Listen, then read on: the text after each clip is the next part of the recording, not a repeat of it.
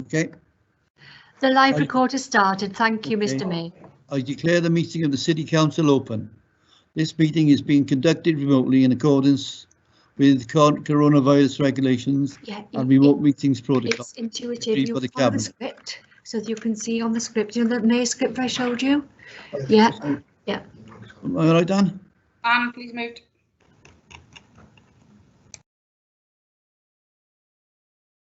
Can I carry on? Yes, Mr. Mayor. Yes, Mr. Mayor.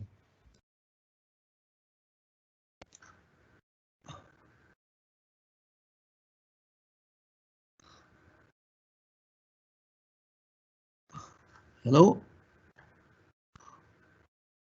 Yes, you can carry on, Mr. Mayor. Okay. Which we operate alongside the Council's standing orders to ensure that we continue to take democratic decisions in an open and transparent manner. I remind members that this meeting is being live streamed to the public. Can I request that you all switch off your cameras and mute your microphones when you are not speaking to ensure there's no unnecessary background noise and to help with the audio and visual quality of the broadcast. The Council's standing orders and code of conduct will apply at all times during this virtual meeting in the same way as an ordinary meeting, and members shall conduct themselves accordingly. Can I also remind members to ensure the chat function is switched on and on to use that facility to indicate to me when you wish to speak on a particular item. Please do not speak until I invite you to do so, and remember to unmute your microphone and switch your camera on. For the benefit of everyone watching on live stream, when I invite members to cast their votes on any particular item, they will do so electronically using the voting facility in the chat room. The votes will be automatically counted and recorded on the system, but individual votes are not identified on the screen, and the chat room poll is not available on the live stream for public viewing. However, I will announce the numbers of votes cast for and against and any abstentions before I declare the result. As well as being broadcast live, a recorded version of this remote meeting will be uploaded onto the Council website for public viewing as possible after the meeting. Once translation of the proceedings can be provided upon request. The images and sound recording may be also used for training purposes within the Council.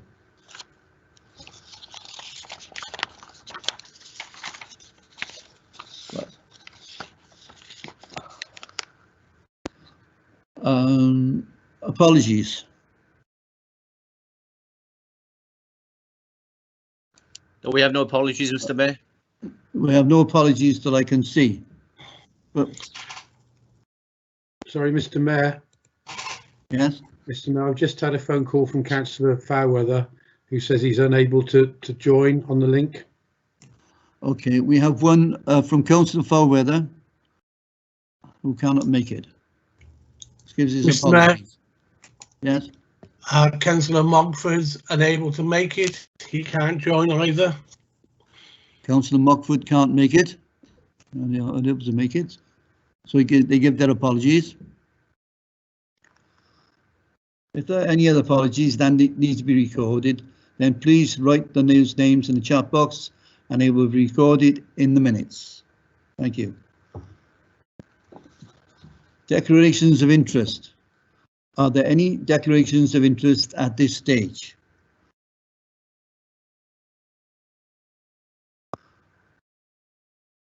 And if any declarations of interest arise during the course of the meeting, then members should draw this to my attention by using the raised hand facility or posting a message in the chat box.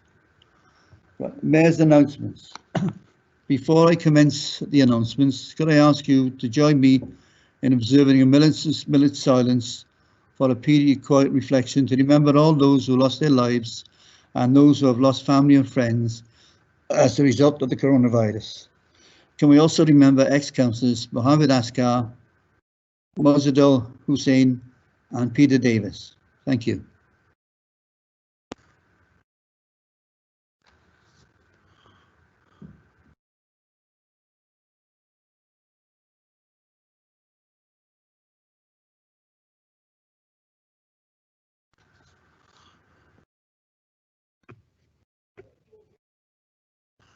Thank you very much. Thank you. Newport City Council have recently been awarded a coveted Credit Unions of Wales Payroll Partnerships Award for 2020, and the leader was presented with the award last Tuesday. The presentation took place outside the main reception of the Civic Centre. Under normal circumstances, an award such as this would be presented at full council. However, we will have to do this virtually. So we will now share a picture of the award on the screen for everyone to see. I would like to congratulate the payroll service for their hard work. This is truly an achievement that Newport City Council is to be proud of. Thank you. Leader, do you wish to say any words? Thank you, Mr. Mayor. Thank you. I was delighted to receive the award on behalf of the council. Credit unions offer an affordable and democratic alternative to high street banks, and we're passionate about promoting the services of Newport Credit Union to our staff. We work closely with the credit union here in Newport, and I was really proud to collect this on behalf of the payroll service. I think it's really important that the council supports organisations like the Newport Credit Union. They're rooted in our local community and they make such a significant contribution to the economic well-being and resilience of our city. So thank you very much, Mr. Mayor. It was a real privilege to collect this on behalf of the authority. Thank you, Leader. Item 2, minutes.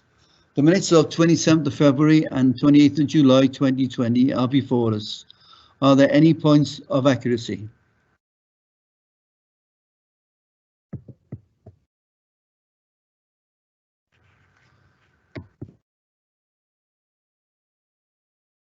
Are we all agreed?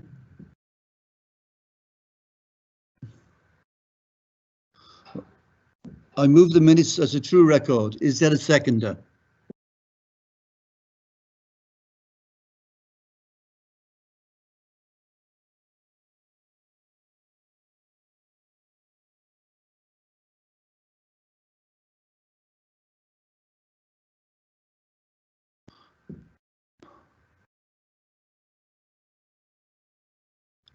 I move the minutes as a true record. Is there a seconder? Second that, Mr. Mayor. Thank you very much. Thank you. Seconded. Would all those in favour please indicate by clicking on the voting application in the chat box. I will give all members a short time to cast their vote.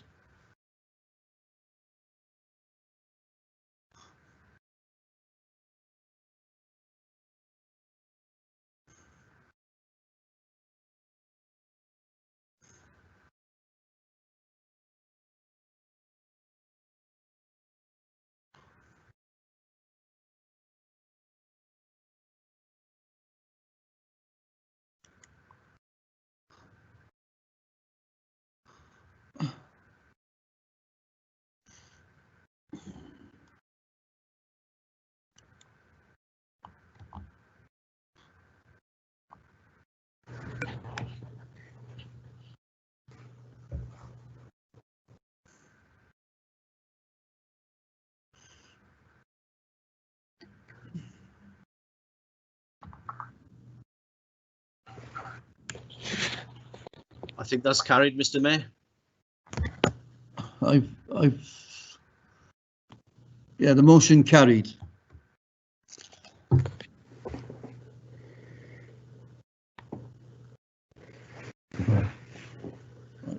Okay. I move the minutes as a true record. Well, no, with all those, I've done that, sorry. Item 3, sorry. Councillor Harvey to introduce this item. Thank you, Mr. Mayor. Herbie and Ibrahim, could you turn your cameras off, please, because the internet keeps dropping out. Your cameras are to remain off until you're speaking. Thank you. Ibrahim, your camera's back on. Can you turn it off, please? Yeah, excuse me, would you all turn your cameras off besides Councillor Harvey and your speakers, please? It's important. Thank you. Thank you, Debbie. Okay, thank you, Mr. Mayor. All the minutes, all the appointments will be adding the report pack given to council this evening. I would also like to request for an extension of a further 6 months dispensation be awarded to Councillor Critchley for ongoing health reasons.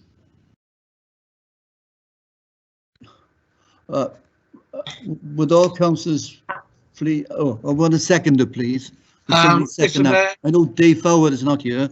No. Mr. Mayor, I would like to second that, please. Seconded by Councillor Routley. Thank you.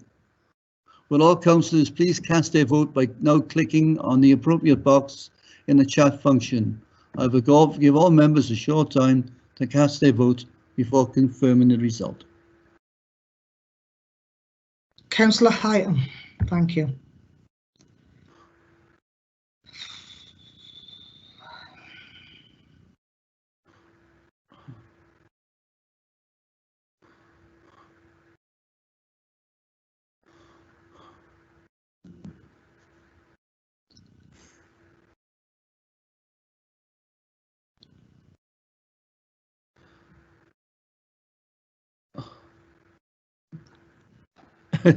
We're getting there, Tom, don't we? I know. I can't see the voting anyway on here, sorry. That's all right. We got 28 responses at the minute. If you scroll down, Mr. Mayor, it should be at the bottom of your chat box. But the motion is carried anyway with the votes cast. Okay, yeah. Okay. There are, Thanks, Mr. Mayor. yes, David, sorry. I can't see the numbers, sorry.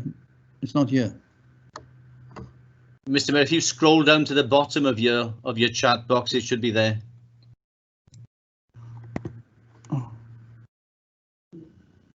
There's been 31 responses, Mr. Mayor, and the motion. I got, no, oh, sorry. I want to get it right.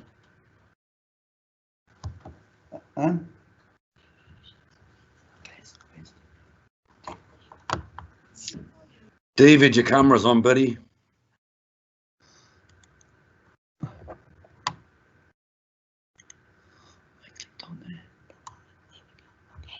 Okay, sorry. Yeah. I have it now. I do apologise. 430 against, no, nil, abstain 1. Therefore, the vote is carried. All the appointments are duly carried. Thank you. Item 3. Are there any requests for dispensations? I've just done that, Mr. Mayor. We just voted on it. It's the ongoing dispensation for Councillor Critchley due to medical reasons. It was seconded by Councillor Routley and then we voted and it's gone through. I thought we were doing a report first. No, sorry, Mr. Mayor. It's all been done at the same time. We're now. Okay, well, yeah, well, I wasn't aware of that. Sorry, Mr. Mayor. That's my fault, I expect. Okay. Right. Okay. Right. For these issues, I'm pleased to welcome Superintendent Mike Richards to the meeting. May I remind members that if they wish to put any questions to Superintendent Richards after his presentation, then please use the raised hand facility in the chair box. Then I will invite you to speak to the order indicated. Thank you. Thank you, Superintendent Richards.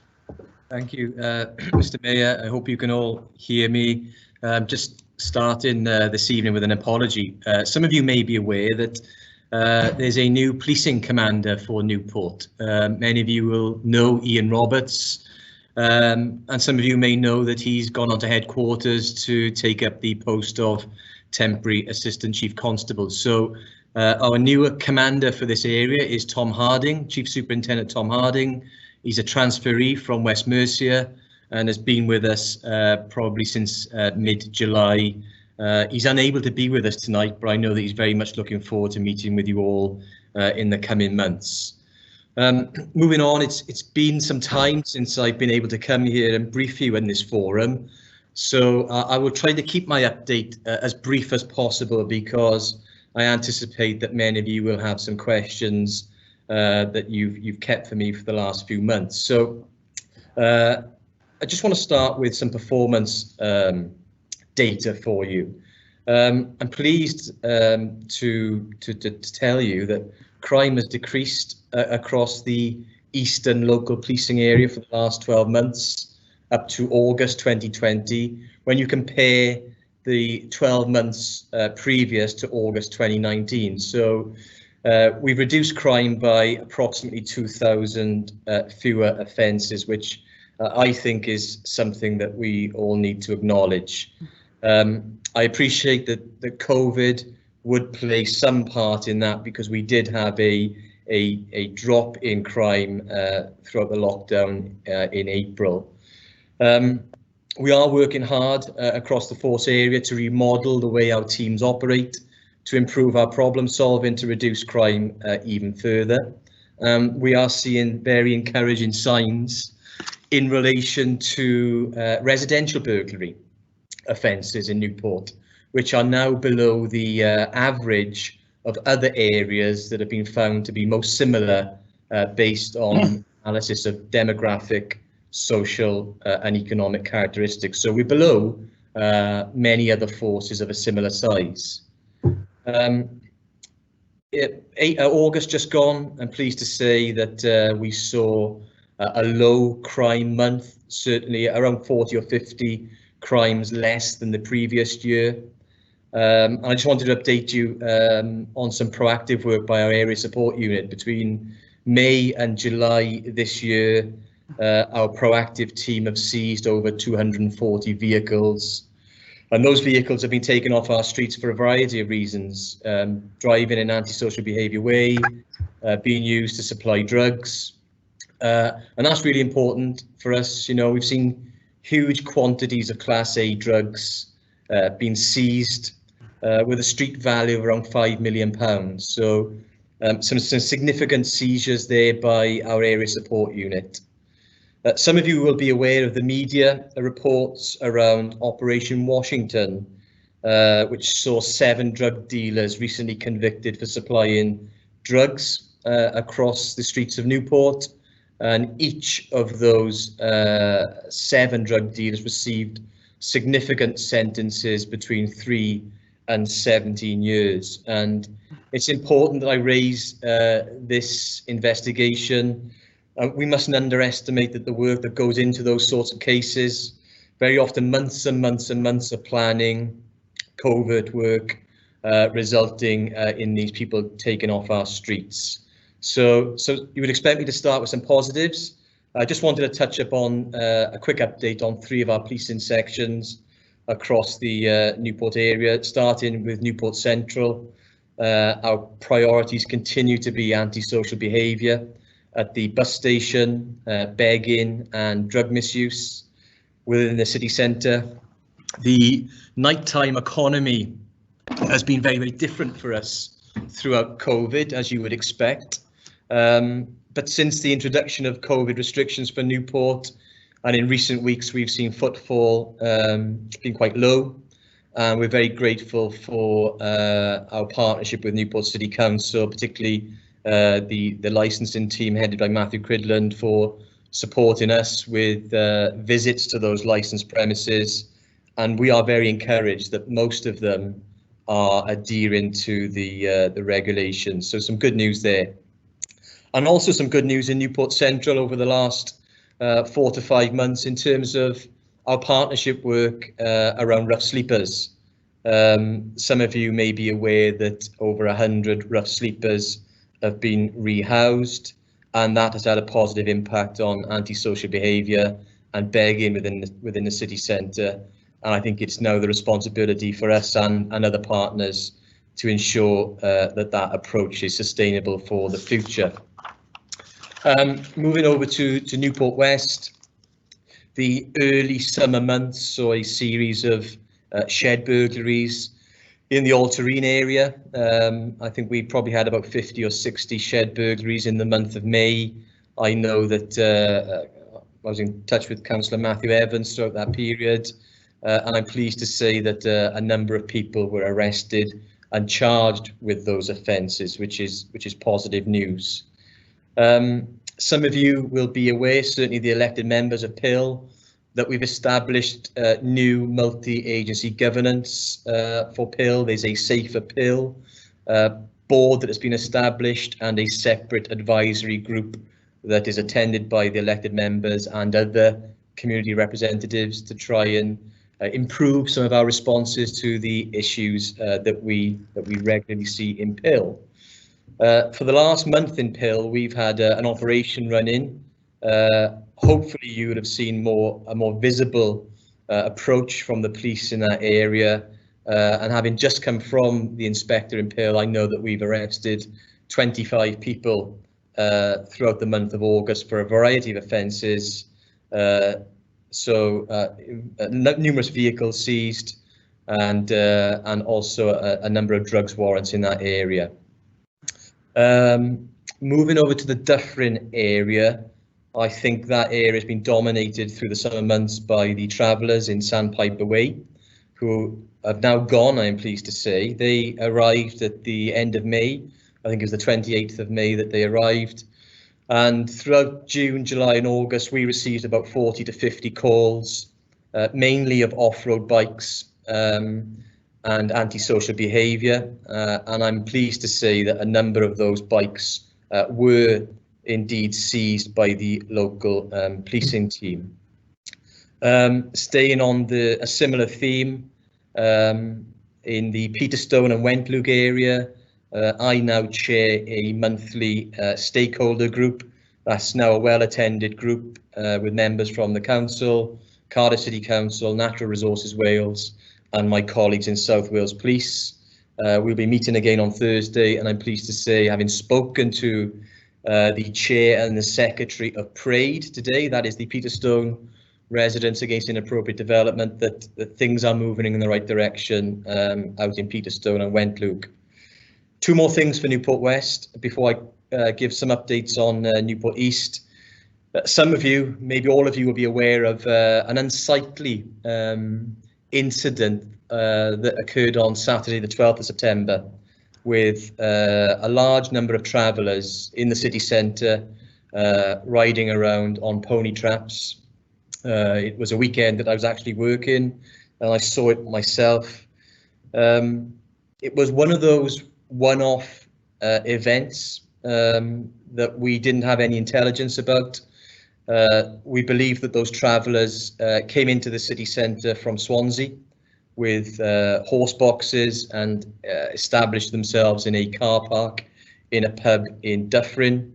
It was difficult for us to be able to respond quickly to that sight that you would have seen between about 2:30 and 6 o'clock in the afternoon before they eventually left later that night. But we've had no intelligence of a repeat episode, and we'll be monitoring our licensed premises for any further intelligence about them arriving in the coming months. Just one more thing on Newport West. We're well aware of community concerns in and around the mice glass shops area of antisocial behaviour and drug dealing, and I can give you some reassurance that our teams are looking into those issues. Just finally then, before I finish, just a couple of points in relation to Newport East. I'm pleased to say that we haven't seen any significant car cruises in the Spitty area, and we've had an assurance from the organiser of that event that no more car cruises will be organised whilst we're in these restrictions, which is positive. And Inspector Corley has updated me today that the priorities remain antisocial behaviour under George Street Bridge, antisocial behaviour on Corporation Road near to the grocery store, and of course Old Barn and Black Ash. So that is where our priorities are for Newport East. He's also made me aware of an increase in antisocial behaviour in Caerleon, and has given me an assurance that his team will be spending more time working out of the Caerleon police station, which I welcome. So I've tried to keep it as brief as I can. I know there'll be lots of questions, so Thank you, Mr. Mayor. I'm happy to take questions now. Thank you. Leader, can I invite you to say a few words before we commence with the police questions? Thank you. Thank you, Mr. Mayor, and welcome back, Superintendent Richards. It's been quite some time since we've had an opportunity to meet, and it's really good to see you join our meeting today. I'd really like to take the opportunity to offer my thanks on behalf of the local authority to Gwent Police for the support that we've been given throughout this whole period. It's been a really challenging time for us dealing with the COVID restrictions, and at every level our engagement with the police has been really effective. So I welcome that, and I do thank you for that. And I was pleased to be able to meet with the new chief superintendent recently and pass on my thanks there. I particularly welcome the approach adopted by Gwent Police in terms of education when it comes to dealing with people who have been breaching the regulations, and also I would like to thank you for the support that you've given the enforcement teams, particularly last weekend. So thank you very much for that on behalf of the authority. I think it really reflects the maturity of our relationship and our partnership, and long may that continue. So thank you very much. I've just got a brief question for you, if I may. And this is a question on behalf of the residents of Malpas and also the residents of Bettis. There's been an increase in antisocial behaviour in relation to off-road bikes, particularly in the Malpas, Bettis and Shaftesbury wards. This has also impacted on some of our active travel routes as well, where we've experienced quite a bit of vandalism in relation to that. So can I ask what assurances you can give to us as elected members that the concerns of the residents of Malpas, Bettis and Shaftesbury are being addressed in relation to this, please? Yeah, thank you, Leader. Thanks for your kind words. It's only this afternoon that I spoke to Councillor Whitehead about a very similar issue in the Bettis estate, and I can give you our assurances that I'll take your feedback and that of Councillor Whitehead back to the inspector and his team, and we will make sure that we are visible in those three areas in terms of the antisocial behaviour caused by off-road bikes. So it's something that we've heard loud and clear from a number of elected members, and I can give you an assurance that it will be a priority for us in the coming weeks. Thank you, Superintendent. Thank you, Leader. Now we have questions to Superintendent Mike Richards. Will Chris Evans please start the first question? Thank you, Mr. Mayor. Hi, Mike. Thank you, first of all, to Dan and the policing team in Rogerstone for some of their actions during the summer. They've been doing a really, really good job and get back to me almost immediately. So thank you ever so much for that. My question is based on the city centre, and it's going to be after a long summer, cold, long winter for many, least of all those experiencing homelessness. Can you offer assurances that the police will do all they can to support our city's homeless this winter, particularly in light of COVID? Possibly suspend fixed penalty fines to those begging and work with partners to ensure shelter is signposted to the most vulnerable? Yeah, thanks for the question. I think I touched upon it in my update. I've been really encouraged with the partnership approach throughout COVID to the rough sleeper problem. I think the group that was established and led by Chief Inspector Paul Davis and Tracy McKim of the local authority identified about 160 rough sleepers across the city. They've been successful in housing well over 100 of those. And as I said in my update, I think the challenge for us all now as a group of strategic leaders across public services is that we keep the pressure on and we make sure that's a sustainable approach. So very much in the forefront of our minds to keep that work going and build on the success that we've had in the last few months. Thank you, Matt. Thank you.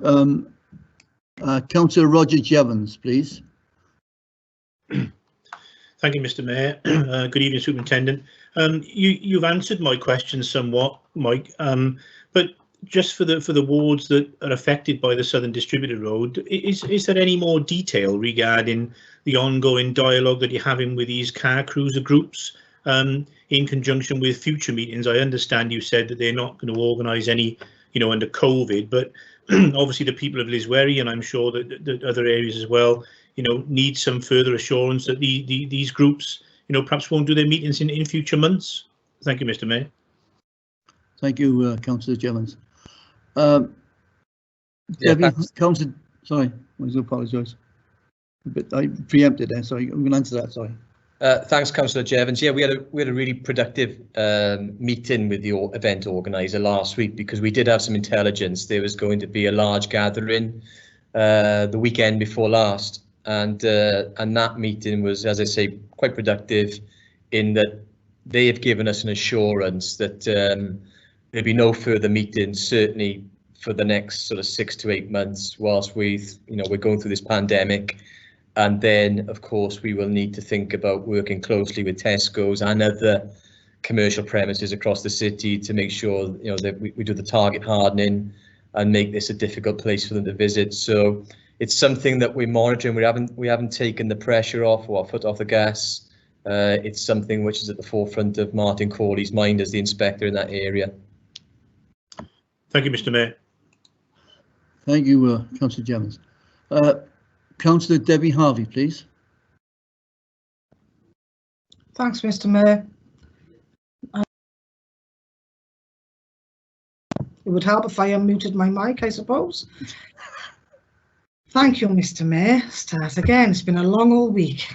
You're welcome. I'd like you to be quiet, Councillor Harvey. Oh, you can rest assured you're going to get it both battles now. You touched on the travellers and the carnage that caused in quite a few areas, to be honest. The footage I saw of a young mother pulling her 2 children out the way while they went hurtling down in their traps in the centre of town. They began in Victoria on the junction where Joe Street Bridge is, and they come through Victoria and into town. I can't understand, because they were running red lights, it was causing chaos. The police attended, but they turned the lights off, and then they still carried on into town. I don't understand why they weren't followed, for that part. When they arrived then at Nisvi, they were quite destructive in Nisvi. They were aggressive to patrons using Nisvi, asking them for fist fights. They were removing dust caps and badges off the cars. They were bothering the delivery men trying to put the solar panels on the roof. And because it comes under my portfolio, I had a full briefing, and the message was, if it escalates any further, then we can use our Section 61 power. My concern is, Mike, how much further is it going to escalate? There are COVID recovery patients using Nisvi regularly to rebuild their lungs. They've come off ventilators. They are still seriously ill. If you break the law, I'm not bothered who you are or what protected characteristics you got. Breaking the law is breaking the law all day long. And I can't understand why there are no arrests being made for the antisocial behaviour, the damage that's been caused.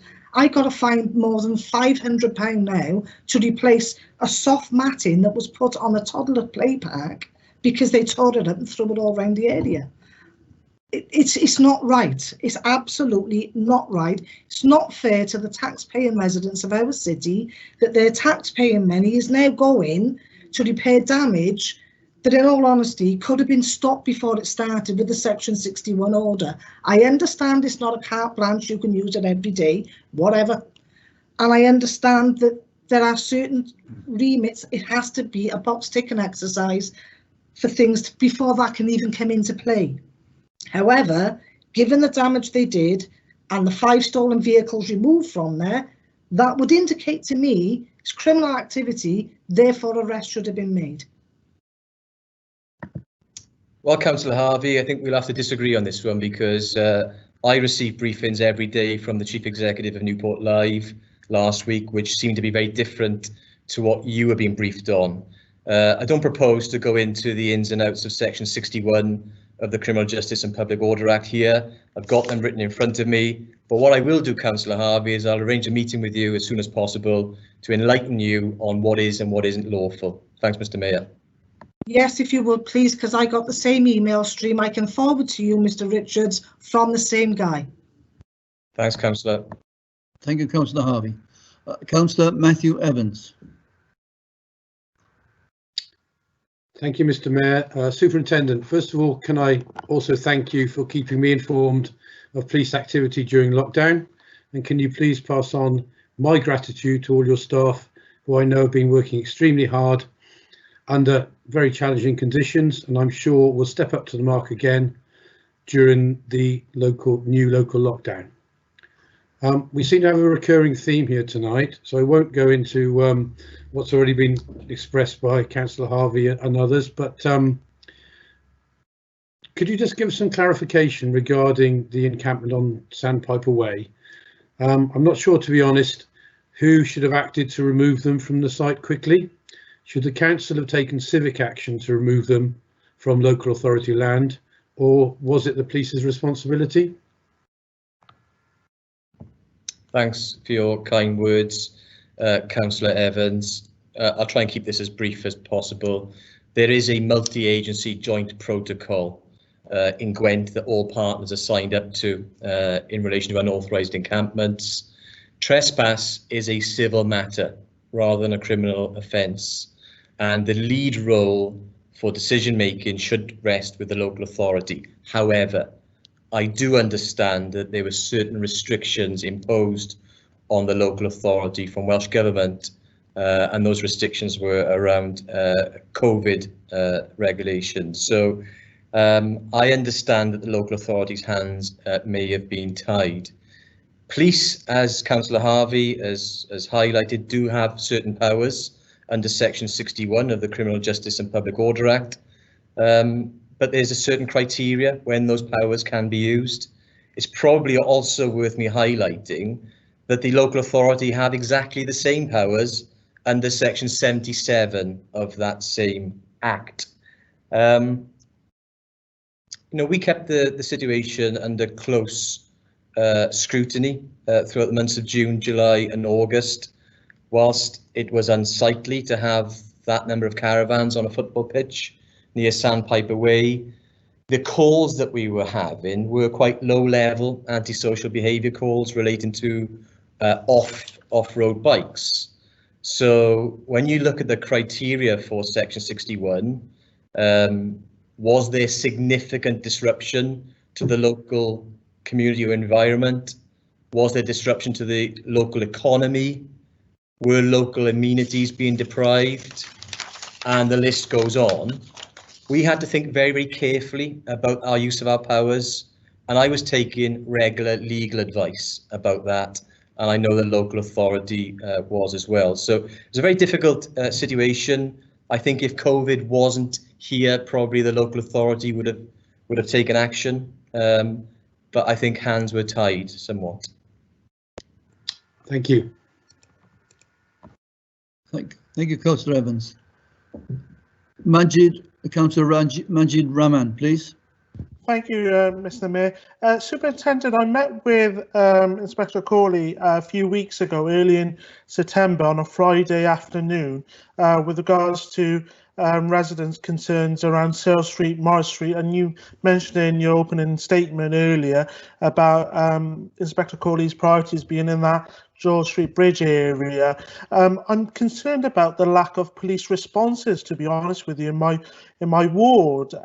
Firstly, on that Friday, that very night, there was a massive brawl outside a chicken shop on Corporation Road. The businesses and other residents called the police. No police attended the scene.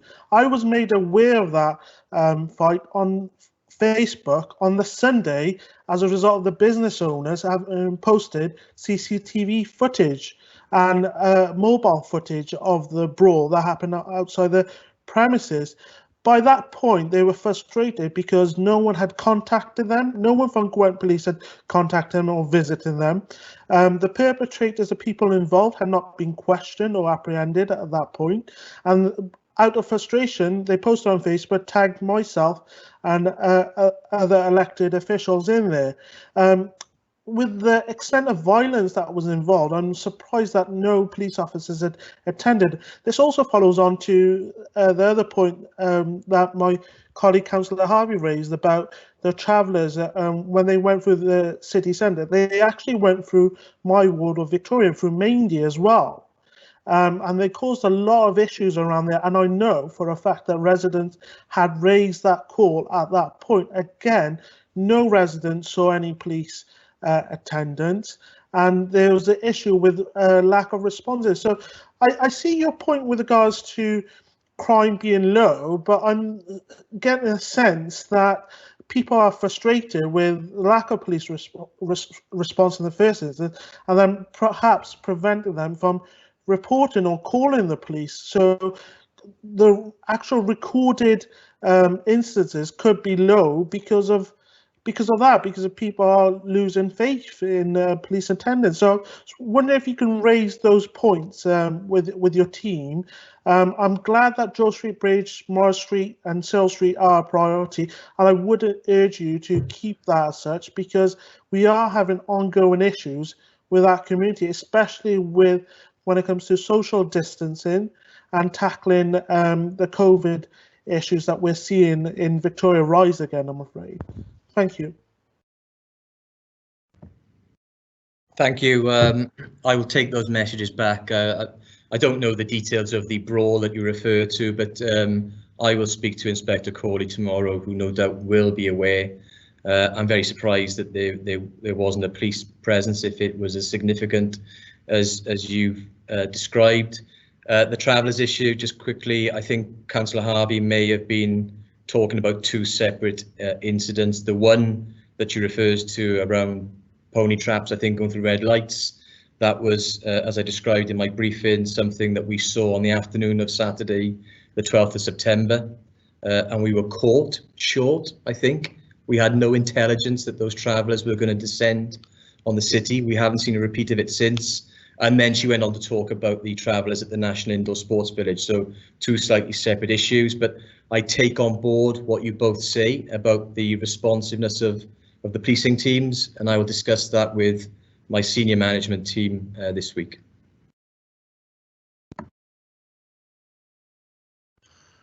Councillor Jason Hughes.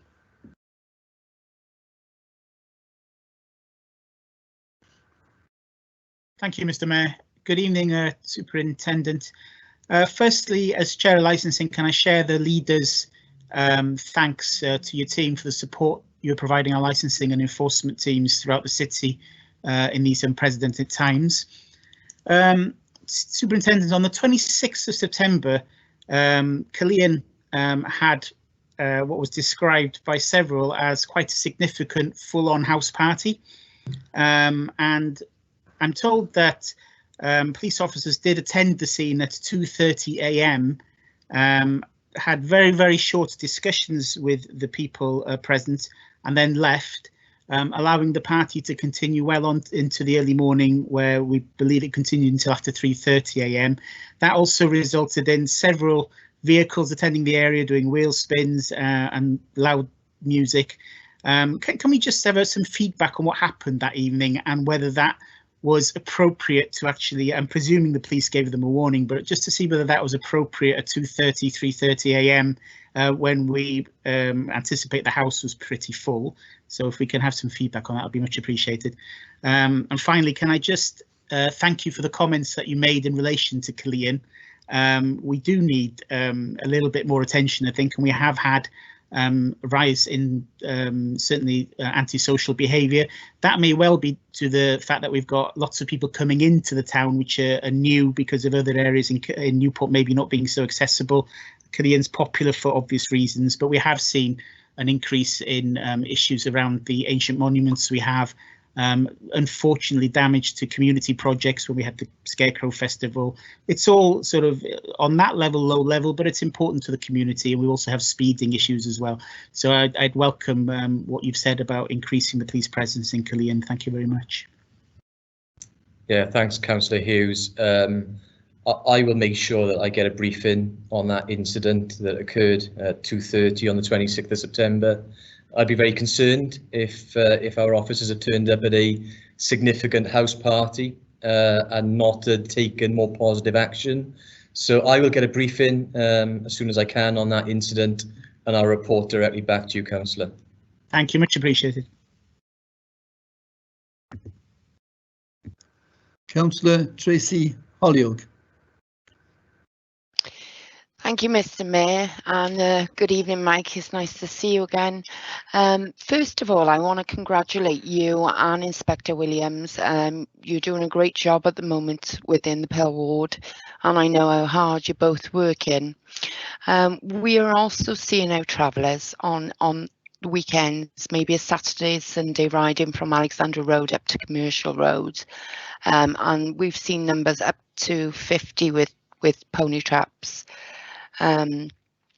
On top of all that, our drinkers have risen considerably towards the front line, which we're aware of, but it's very visible within these difficult times of COVID. So, I mean, with our advisory group, we have raised that we would like to see a PSPO order put back in place, but we'd like that used really effectively in partnership workings with the wardens to sort of like move that on from the streets, because whilst we got a chemist directly opposite that area, people are ill and are going in, and what we're seeing is a number of drinkers and drug dealers absolutely unconscious on the front line. We've had 2 cases within a week and a half of ambulances being called out. For the people of our area, it's really, really bad. Inspector Williams gives us daily updates, and I can't thank him enough for the work he's putting in, and I know he's got the backing of you guys. So I'd just like your thoughts really around the drinkers and the homelessness we've got in the area at the moment, and your thoughts on how we can tackle that issue. Thank you. Thanks, Councillor, and thanks for the acknowledgement of the work that we're putting into Pill. I was unaware of the 50 pony traps. I thought that was an isolated episode on the 12th of September, so I'll speak to my team about that. In relation to the homeless issue in Pill, I've driven through there today. I think there's a tent that I've seen set up only this morning, I think. So it does need that partnership approach. It really does, and I think, you know, we've got Safer Pill tomorrow, I believe. Yeah. And I think it's probably something, Councillor, that we can discuss there, and then take to our Safer Newport governance meeting and discuss the PSPO as you've requested. So I'll be at the meeting tomorrow, and the Chief Exec of the Council and the Chief Superintendent will be jointly chairing the Safer Newport meeting, where we will discuss those issues in a bit more detail. Thank you, Mike. The tent was raised today with partners, so we are on the case of that. Thank you. Yeah, I've seen it. Thanks, Councillor. Councillor Richard White.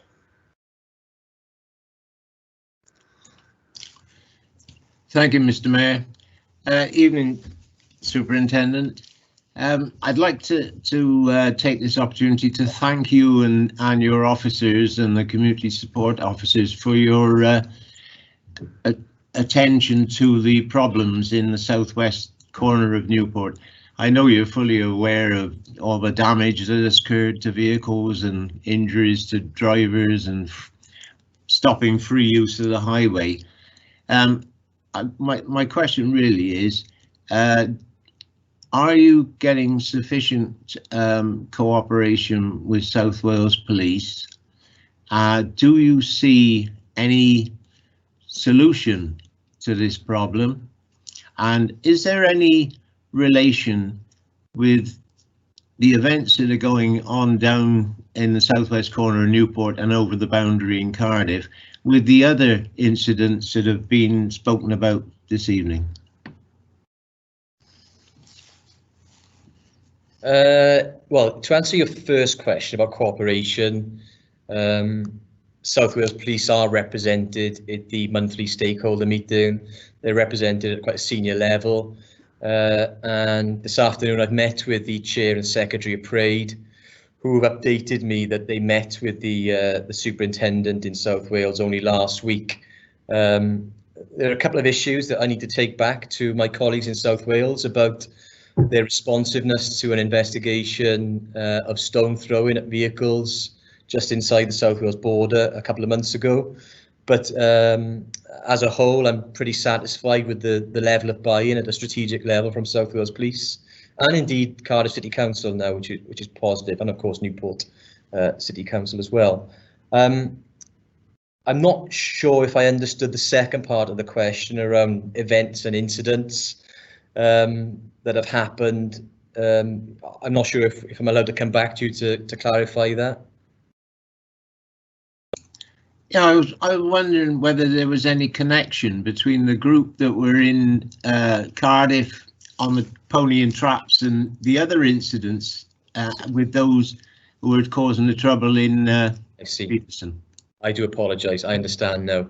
The intelligence that we had on the morning of the 13th of September, the Sunday morning after that pony trap episode, was that it was a group from Swansea undertaking an annual charity fundraising event, and they had pitched up at the Dyffryn Arms. They'd phoned the licensee there and asked to hire out the car park, and he says he wasn't aware what he was allowing, and they turned up with a number of horse boxes, and they left either late that Saturday night or early the Sunday morning. So I don't think they're connected to the issues in Peterstone or Wentloog. And I do need to chase up Councillor Hollyoak's comments around pony traps in the Pill area as well. But just to answer your second part of the question, no, I don't believe there was a link. And can you see a solution?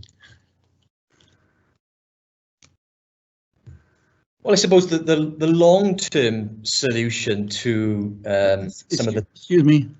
We've come to the end of the question times for police issues. Sorry, Richard. Sorry, Councillor White. Okay, thank you. Thank you for participating in the question time for police issues, and we appreciate very much your part in it. Thank you very much. Thank you, Mr. Mayor. Thanks, everybody. Thank you. Bye.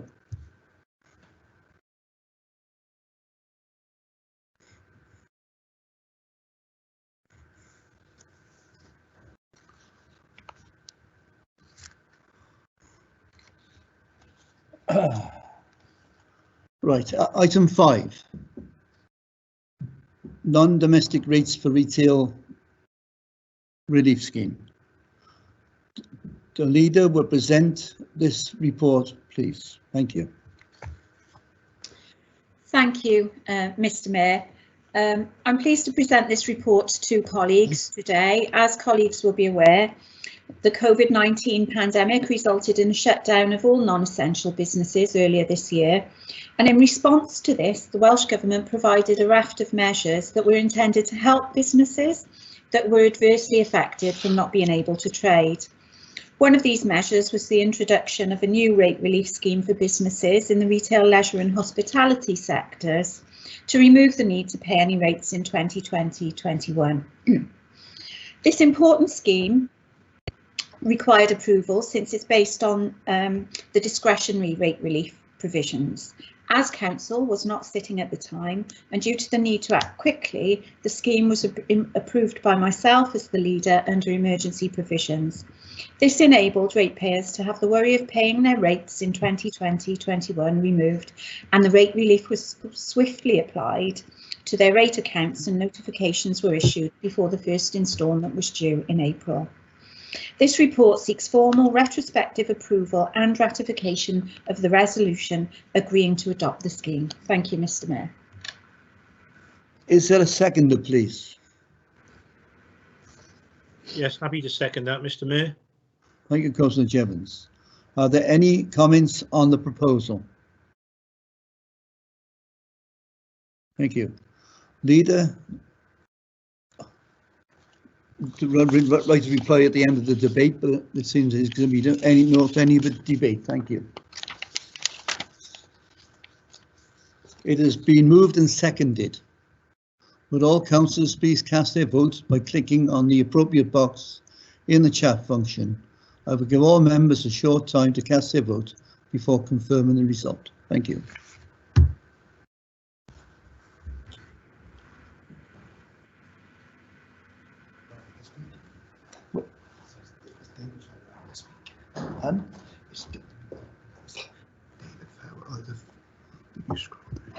Mr. Mayor, there's no facility to cast a vote at the moment.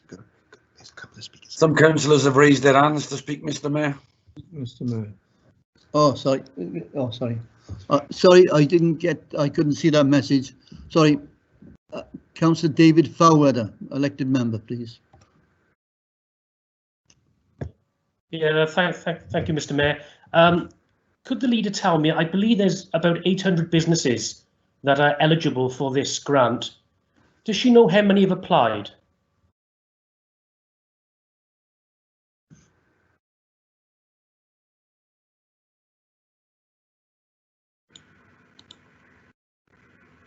Thank you, Mr. Mayor. I think there's a right to reply at the end, isn't there? It's not Q&A. It's not a question and answer session, Mr. Mayor. It's a debate. The leader can reply at the end of the debate. Yeah, there are no questions. It's just a debate. Yeah, it's just a simple point, really, Mr. Mayor. But if she can't do it, it's fine. Don't worry. No, okay. So we'll go to the vote, please. Thank you. There isn't a voting option in the panel, Mr. Mayor. Mr. Mayor, Chris Evans has indicated he wanted to speak. Oh, right. Okay, sorry. Councillor Chris Evans, please. Done in error. I've just commented that I want to withdraw my question because I didn't have one. Oh, right, thank you. Councillor Roger Jevons. Yeah, thank you, Mr. Mayor. I had only raised my hand as there was no voting box for me to vote with.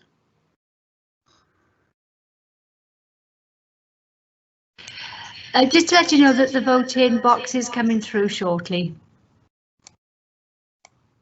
Yeah, same for me.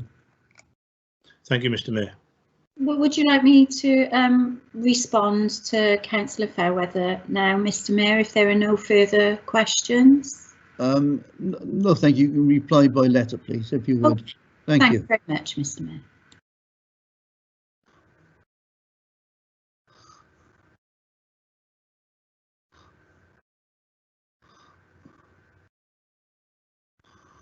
I can't see any voting on here, sorry. The votings are coming through, Mr. Mayor. They're at the bottom of the meeting chat. Thank you. Okay, thank you. Thank you very much.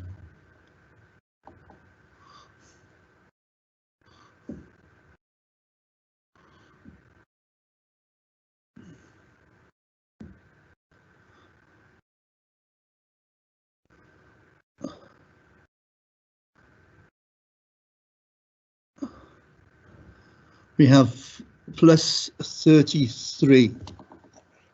Plus 33. So there are no abstentions, none against, and no abstentions. So therefore, the scheme is duly carried. Approved, sorry, thank you. Thank you very much.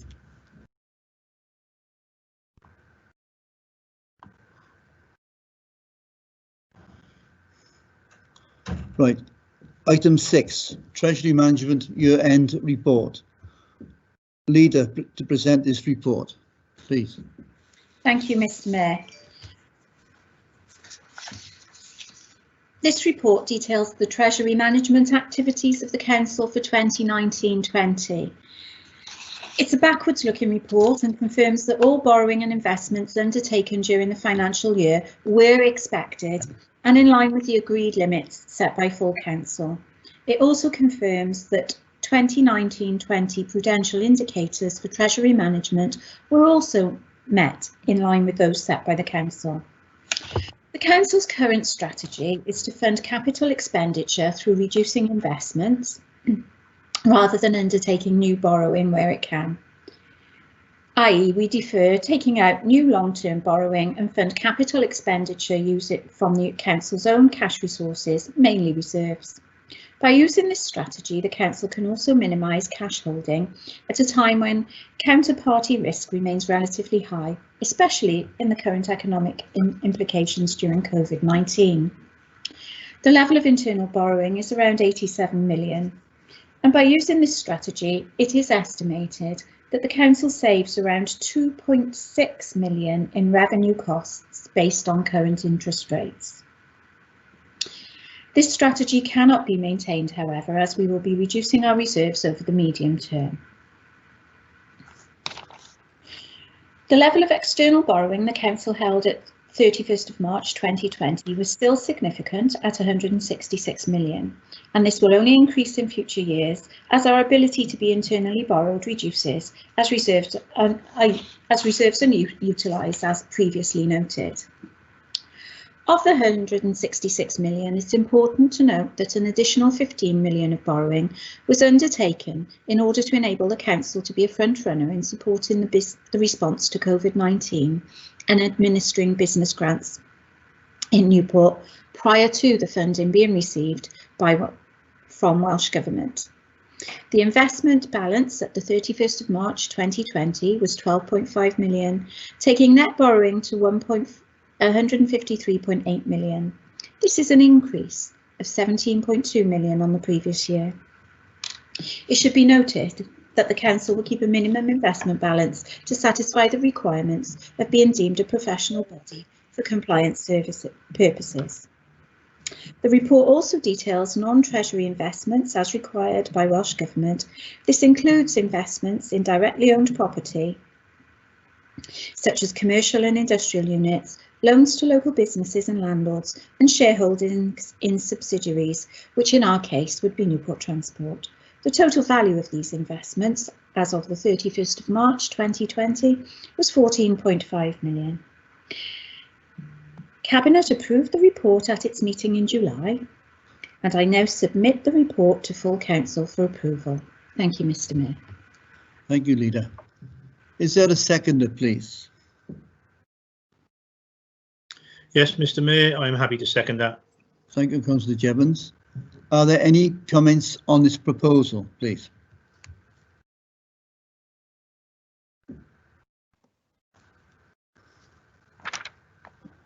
Would all councillors please cast their vote by now clicking on the appropriate box in the chat function?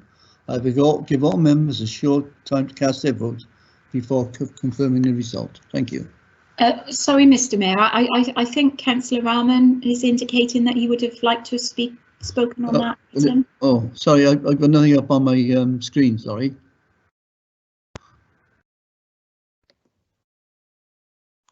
Sorry, Mr. Mayor, can I come in?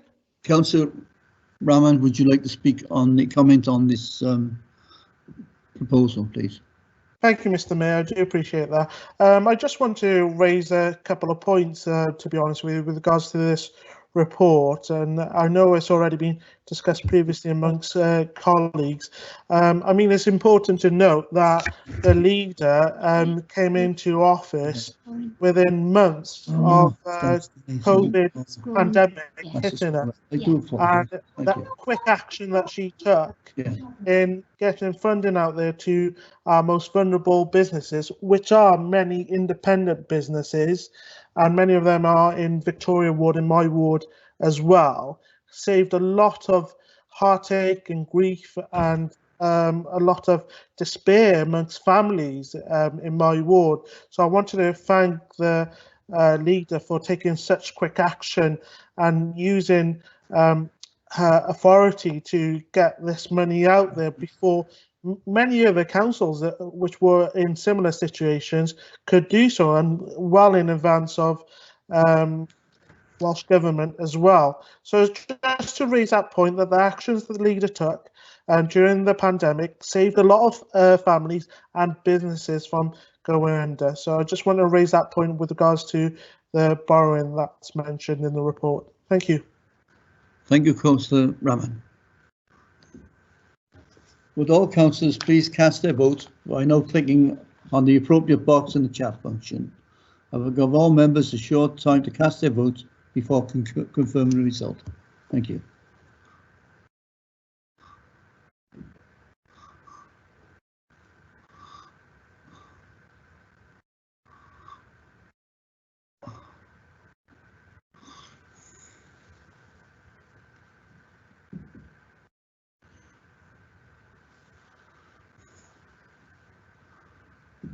I now have the vote. 29 for, nothing against, no abstentions, therefore the plan is duly approved. Thank you. Item 8, questions to the Leader of the Council. We now move to the open questions to the Leader of the Council. Chair, will be asked. sorry, Chair, to interrupt. It's the Strategic Equalities Plan, Chair. Thank you. That's item 7. Thank you. Sorry. Okay, one in. Sorry. Would you like me to introduce the report, Mr. Mayor? Yes, yes, please, Leader. Thank you. Thank you very much. As Leader of the City Council, I'm pleased to be able to present to Council the authority's 3rd Strategic Equality Plan. This strategy represents an evolution from our 2016-2020 plan, with more outcome-based objectives that have been developed by working closely in partnership with various teams across the authority and in collaboration with key stakeholders and communities. The equality objectives within this strategic equality plan have a good mix of internally focused objectives, such as our commitments to improving our workforce diversity through greater positive action, and more externally focused objectives, such as our ongoing commitment to improving community cohesion across the city. This balance of internal self-reflection and an outwardly focused commitment to improve equality in key areas of our society is the strength of this strategy, and I'm confident that it represents a positive step forward for Newport City Council. The past few months, and no doubt the next few months to come, have been challenging and have exposed many of the structural and social inequalities that continue to persist in our society, from the global Black Lives Matter protests to our exit from the European Union, and of course, the ramifications of the global COVID-19 pandemic.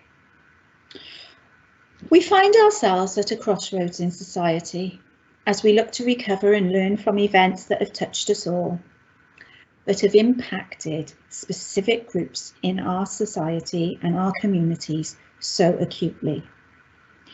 However, many of our challenges remain the same.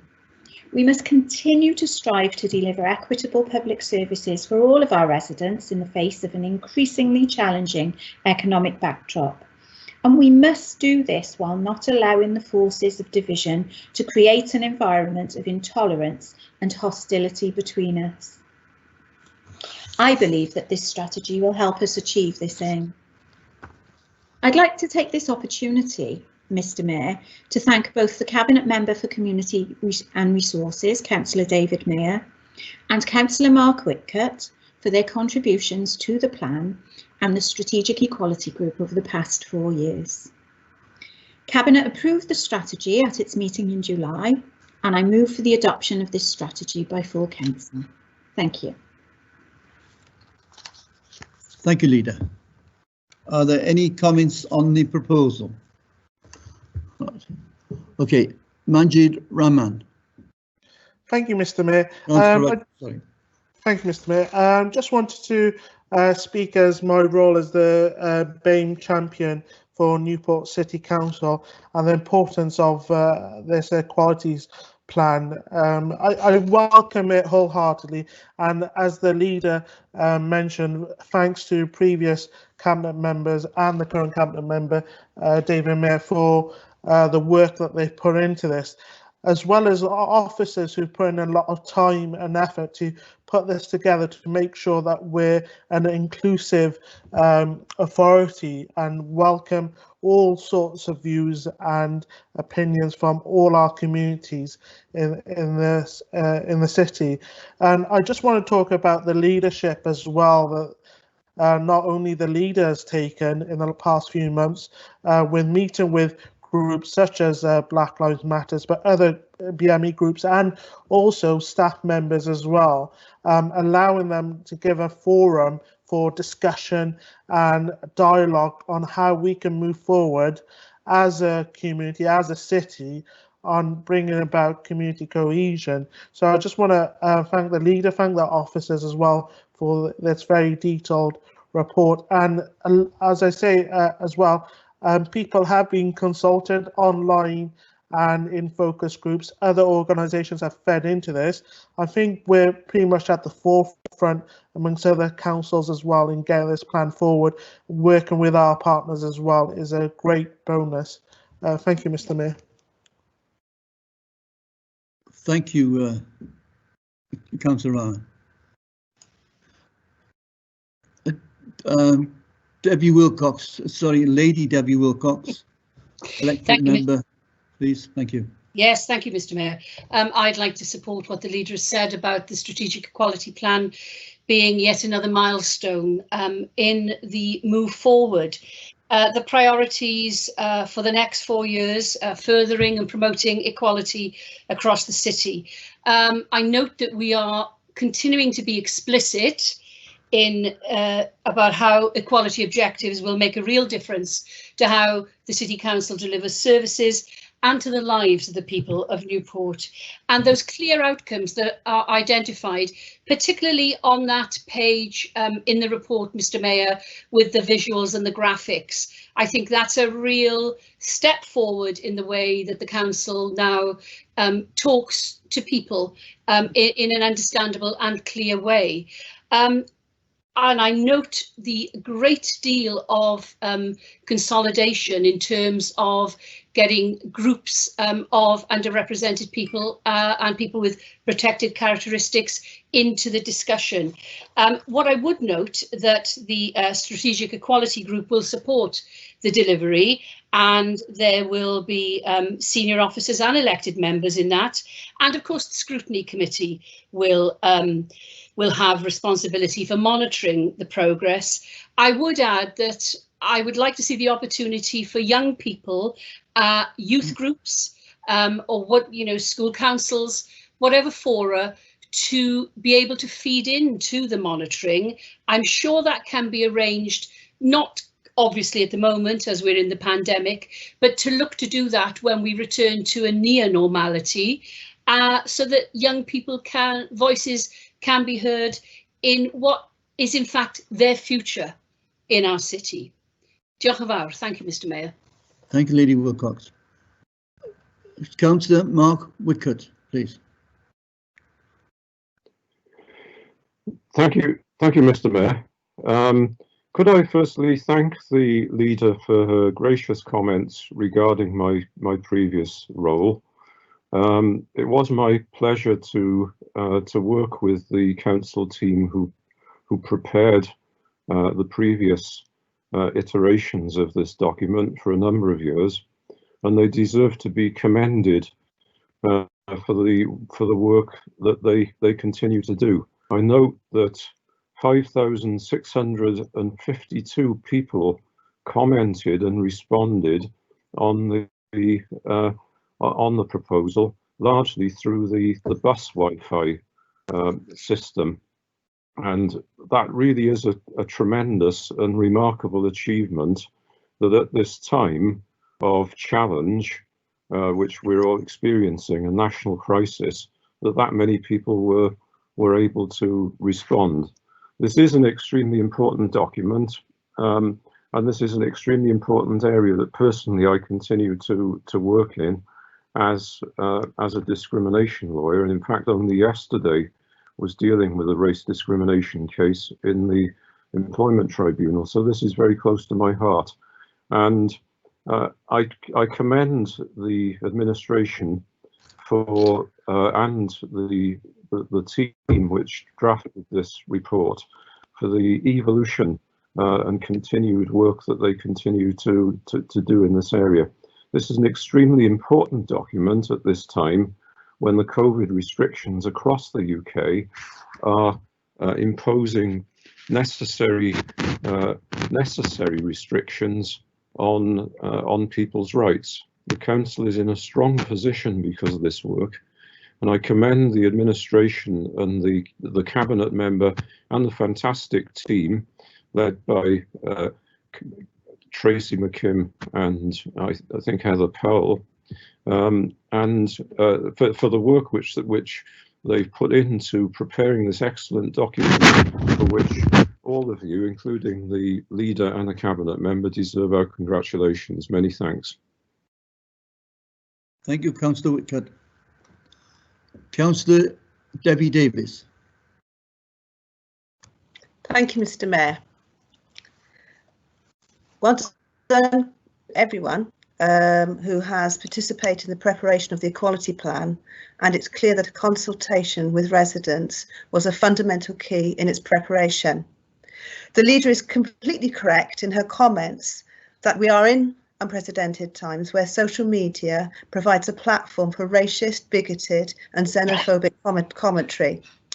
It has become apparent that many of these views have not changed despite changes in equality legislation that has been implemented over the last 40 years.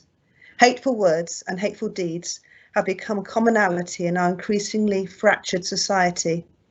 The recent Black Lives Matter campaign has thrown into sharp focus how little things have changed. I really welcome this report as it focuses on those protected characteristics which should be rightfully celebrated, while support and help is given where needed, and importantly, education is provided, as it is ignorance that promotes and sustains discrimination. Thank you, Mr. Mayor.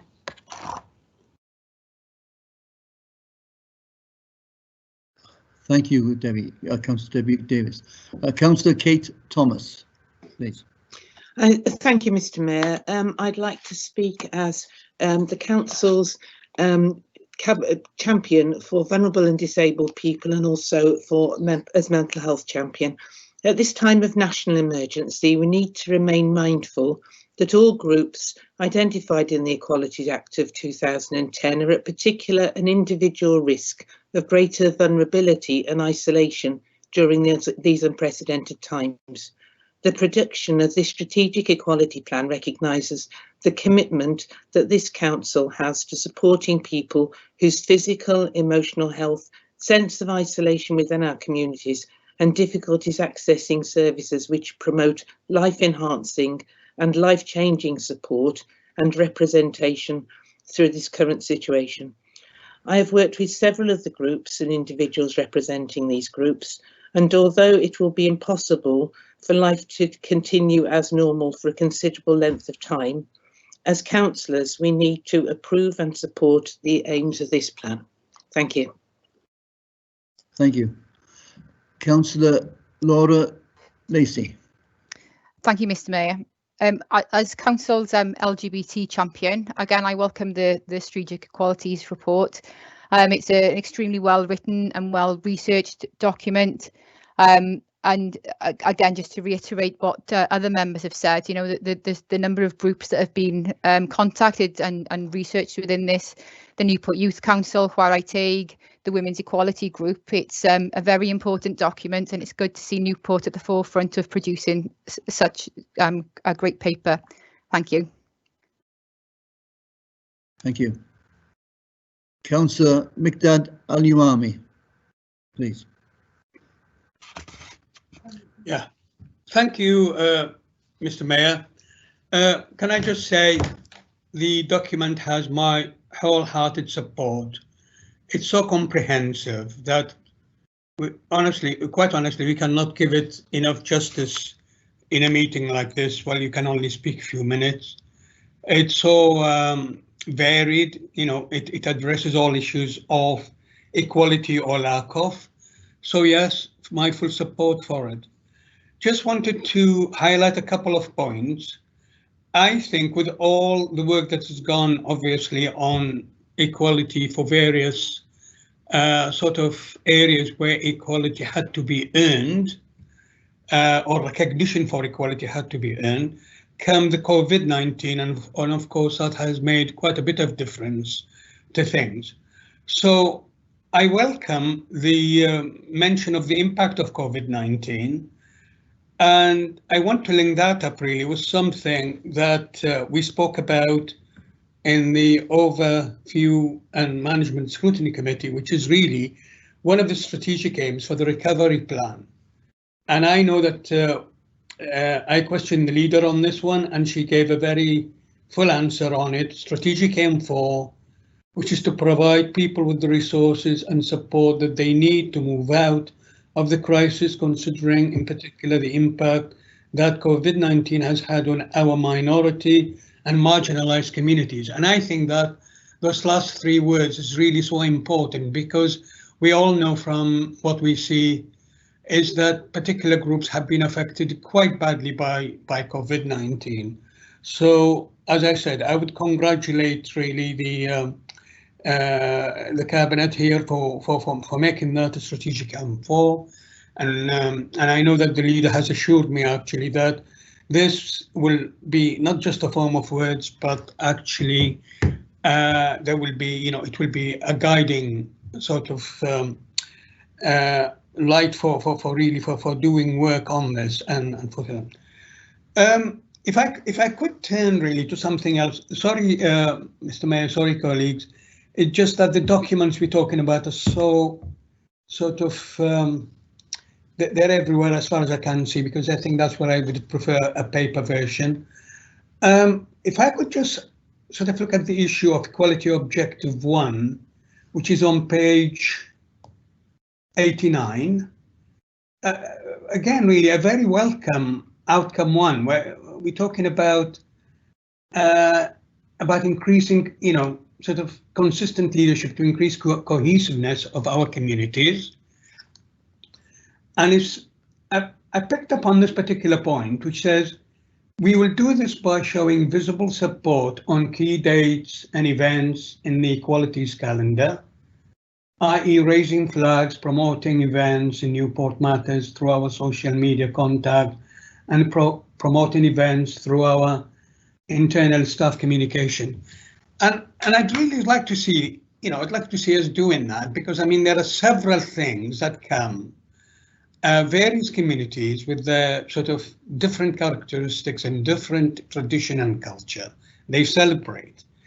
I picked on something which is very interesting, that obviously the most major religion in Newport is Christianity. I don't think that comes as a surprise, which is 56%. What I was surprised is to see the next one, which is really...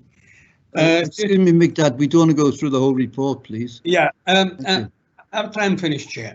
30% no religion, and then 4.7% the religion is Islam.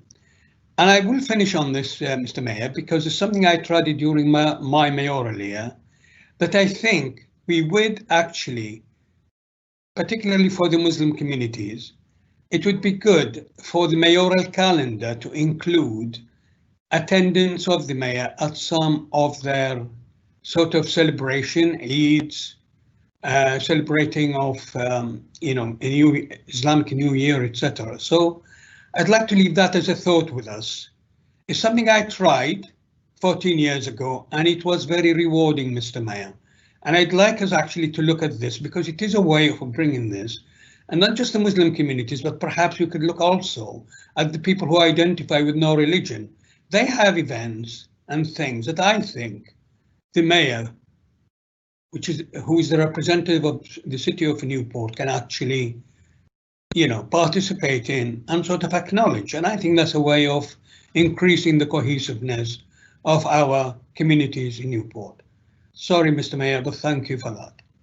Thank you, Councillor Ali-Ami. Thank you.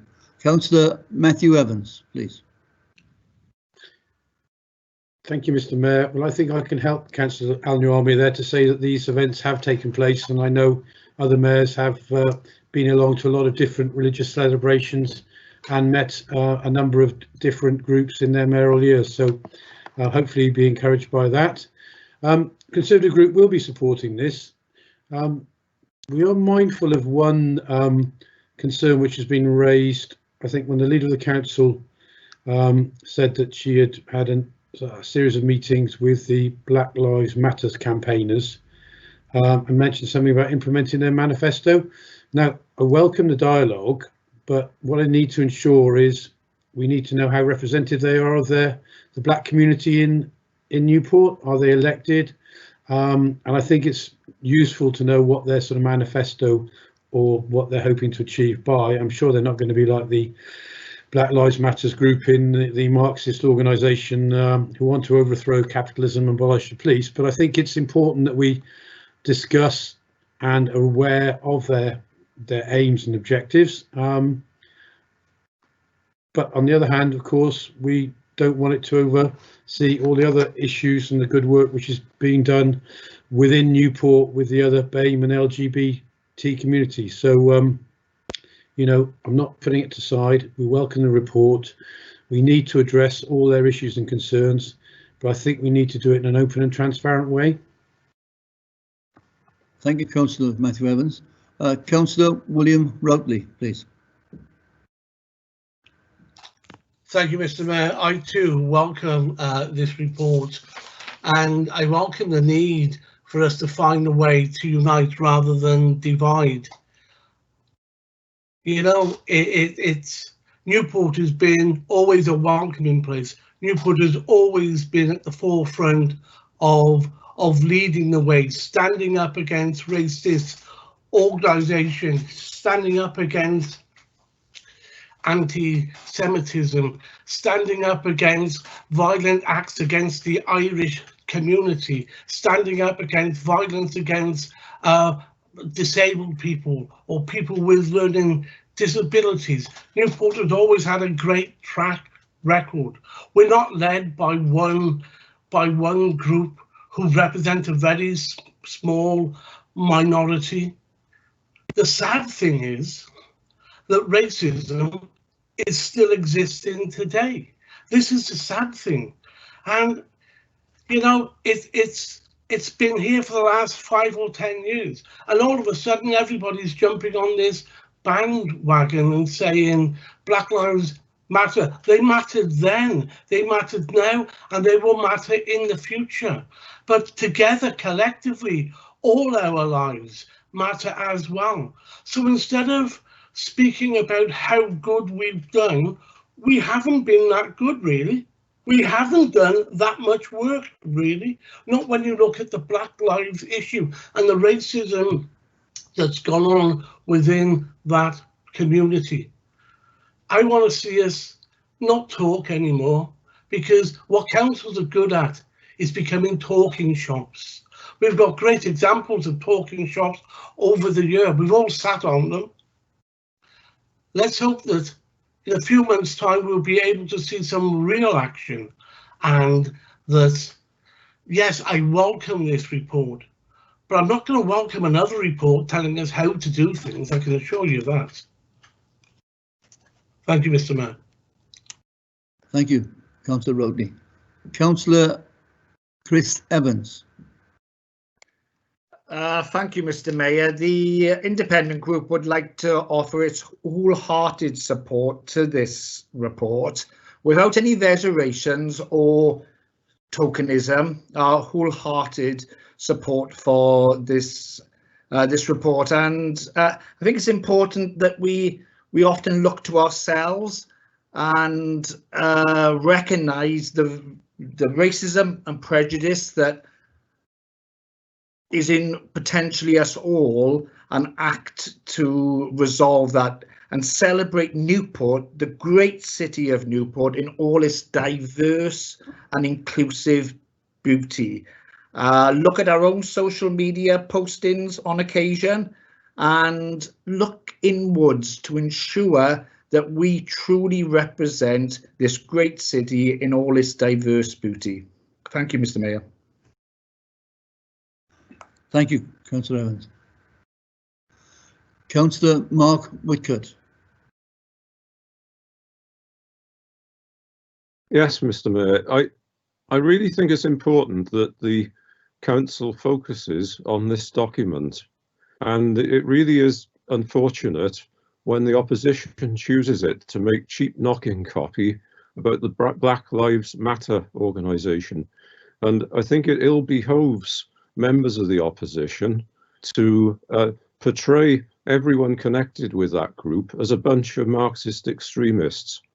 The group was set up in response to events which happened.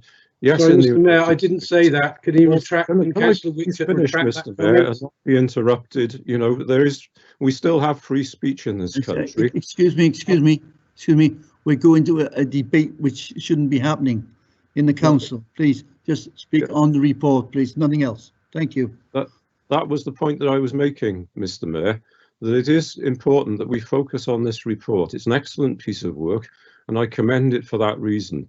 And I don't think it's helpful for members of the council to divert it onto other extraneous issues, and certainly not to use it. Councillor Whitcutt, I don't think it is. It's a part of everybody. I think Councillor Wright was right. Everybody matters, and I think that's what should have happened. Thank you.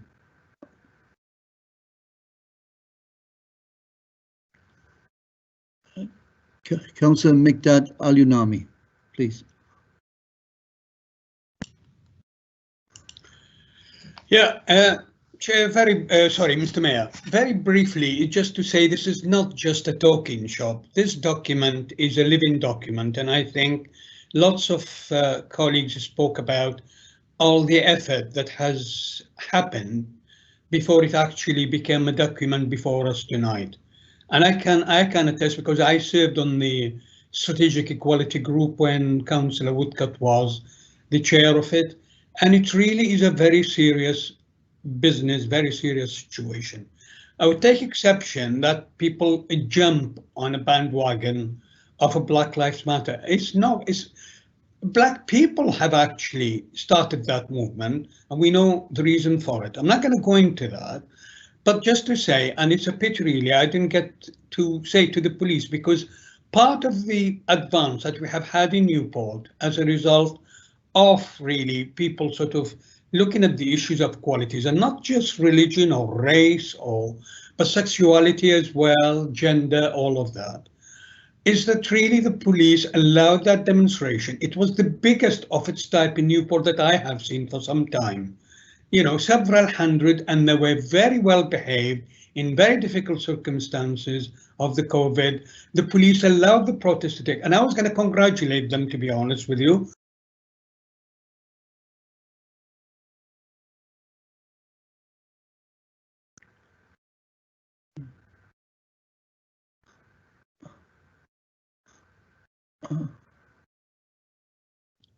His mic is muted. Your mic is muted. Well, I didn't think you could speak twice, Mr. Mayor. I didn't think you could speak twice. Point of order. Point of order, Mr. Mayor. I'm seeing members raising their hands again, and obviously I appreciate Mark and Mikdad were speaking then, but are we allowed to speak twice in this debate, or is it just the once? Mr. Mayor, I just posted a note in the chat box. This is a debate. Members can't speak twice in the debate. So unless it's a point of order or point of personal explanation, once members have spoken, they can't speak again in the debate. Okay. Well, that's at the end of the report, please. Can we go to the vote, please? Thank you. Sorry, Mr. Mayor, I had a point of personal explanation. Councillor Evans, could you put that in writing, please? It's the end of the vote, please. Thank you. I merely wanted to say the remarks by Councillor Whitcutt were untrue. That's all I wanted to say, Mr. Mayor. Thank you. Okay, thank you. Can we now go to the vote, please? Mr. Mayor, the report needs to be seconded, I believe. Yes, it's been seconded, yes. Would all councillors please cast their votes by now clicking on the appropriate box in the chat function. I will give all members a short time to cast their vote before confirming the result. Thank you.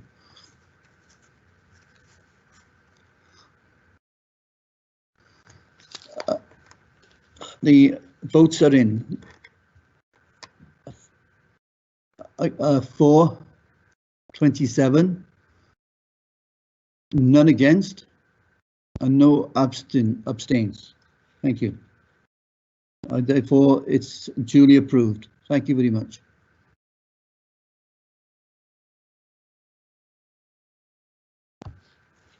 Right, item 8, questions to the Leader of the Council. We now move to questions for the Leader of the Council. Questions will be asked in a ballot this order sent out earlier today. Before we start, does the Leader have any announcements to make? Thank you, Leader. Thank you, Mr. Mayor. I would like to make some announcements this evening. It's been some time since we've had an opportunity to hold a full council meeting, and there are a number of issues that I'd like to highlight to elected members. Firstly, I'd like to share with you the outcomes of our joint inspection of child protection services. At the end of last year, Children's Services and Education were part of the first multi-agency inspection of its kind. Care Inspectorate Wales, Her Majesty's Inspectorate of Constabulary and Fire and Rescue Services, Healthcare Inspectorate Wales, Her Majesty's Inspectorate of Probation, and Estin carried out an in-depth inspection into child protection services in the city. It evaluated how the Council and Iron Bevan University Health Board, Gwent Police and the Probation Service responded to child exploitation. The joint inspection found many strengths in all the services and made recommendations where it was felt improvements could be made. It was a very welcome report, which had many positive things to say about our council services in this very important area. We've an extremely dedicated staff doing crucial work in collaboration with other agencies to try and keep children safe from physical, sexual or emotional harm. We take the recommendations on board because we want to make sure that every child in the city is protected and properly cared for.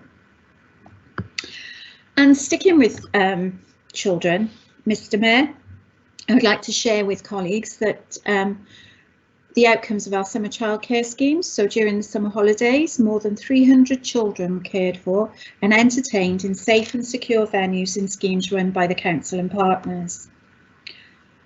Whilst schools were closed, care was provided for the children of key workers and vulnerable children using COVID-19 funding. However, this funding came to an end before the school holidays, so as a council we decided we would step in and continue this vital childcare provision using some Welsh Government funding and a very generous donation from First Campus. As well as schemes for the children aged 2 to 12, there was also a specialist care scheme. We worked with Dyffryn Community Link, Plant Cymru and Newport Live in order to offer as many places as possible. Over 5 weeks, Mr. Mayor, more than 268 children of key workers were able to use the schemes, while more than 60 vulnerable children took up places. From the many positive comments we've received, I know how much our childcare provision has been appreciated by families both during lockdown and during the holidays. Key workers make an invaluable contribution to our lives, and it was important that we made sure that their children had a safe, secure and enjoyable place to stay so that they could continue their vital roles. I'd like to thank all staff and our partners who've worked so hard and provided such wonderful childcare, and I'd also like to thank once again First Campus for its kind and generous contribution. Again, Mr. Mayor, on the subject of children and young people, I'd like to share with you and share with colleagues the commendation that the City Council has received for a scheme aimed at stopping young people getting involved in serious and organised crime. This is a national problem, and preventing our young people from being preyed on and becoming involved in such criminality is a great concern. Here in Newport, we have a very successful partnership involving Newport City Council, Gwent Police and the Office of the Police and Crime Commissioner. This partnership delivers interventions to vulnerable young people who are at risk of being drawn into serious and organised crime. The team is working with organisations such as the St Giles Trust, Crime Stoppers and Barnardo's to deliver a groundbreaking programme that educates young people about the risk of serious and organised crime and encourages them to report their concerns to all of our secondary schools in Newport. The partnership is also working to deliver more targeted interventions to those young people who've been identified as being at high risk.